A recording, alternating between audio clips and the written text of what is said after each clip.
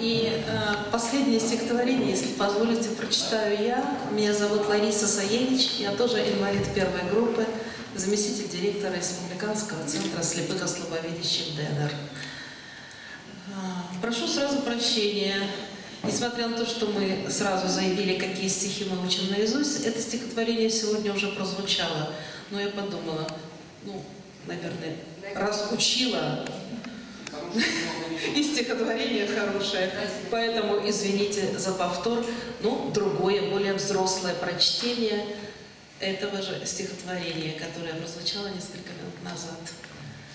«Влюбленный лист». Солнце радостью лучистой наполняло мир. Нежно зеленели листья, набирая сил.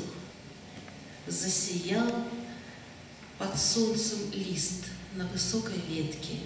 Безупречно духом чист полюбил соседку.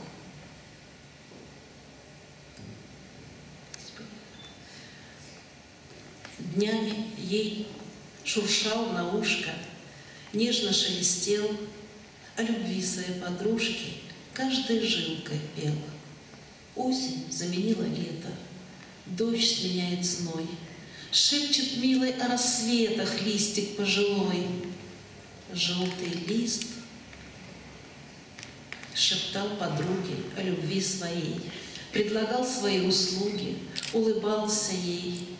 Ветер оторвал от ветки, в танце закружив, первый раз держал соседку, рядом жизнь прожив. Опустив ее на иней, рядышком прилег и застыл погодой зимней у любимых ног.